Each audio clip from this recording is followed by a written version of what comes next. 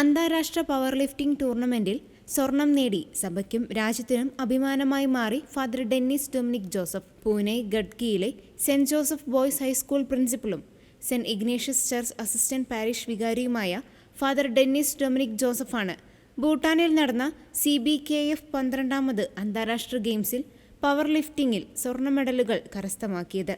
2025 November 14 മുതൽ 17 വരെ Bhutan Olympic സ്റ്റേഡിയത്തിലായിരുന്നു മത്സരങ്ങൾ.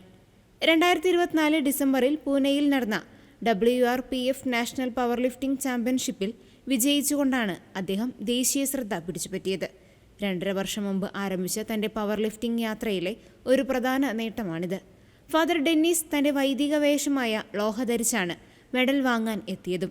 പൗരോഹിത്യവും ആഗ്രഹങ്ങളും ഒരുമിച്ച് കൊണ്ടുപോകാൻ സാധിക്കുമെന്ന് ലോകത്തിനു മുന്നിൽ തെളിയിക്കാനാണ് താൻ ലോഹ ധരിച്ച് മെഡൽ വാങ്ങാൻ എത്തിയതെന്ന് ഫാദർ ഡെന്നിസ് ഡൊമിനിക് ജോസഫ് പറഞ്ഞു. ഒപ്പം തന്റെ പൗരോഹിത്യത്തിന് ഒരു സാക്ഷ്യം നൽകാൻ കൂടിയായിരുന്നു ഇതെന്നും അദ്ദേഹം കൂട്ടിച്ചേർത്തു. പരിശുദ്ധ കന്യകാമറിയമാണ് തന്റെ ശക്തിയും പരിശീലകയുമെന്ന് അദ്ദേഹം സാക്ഷ്യപ്പെടുത്തി.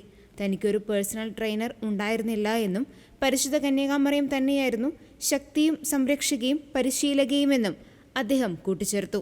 ഈ ജൂബിലി വർഷത്തിലുള്ള തന്റെ നേട്ടം എല്ലാ വൈദികർക്കും സന്യസ്തർക്കും സമർപ്പിക്കുന്നുവെന്നും ഫാദർ ഡെന്നീസ് പറഞ്ഞു.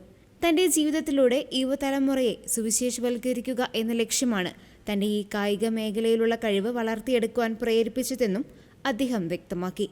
മത്സര സമയത്ത് കഴുത്തിൽ ധരിച്ച ജപമാല തനിക്ക് സംരക്ഷണവും ശക്തിയും നൽകിയെന്ന് അദ്ദേഹം പറഞ്ഞു.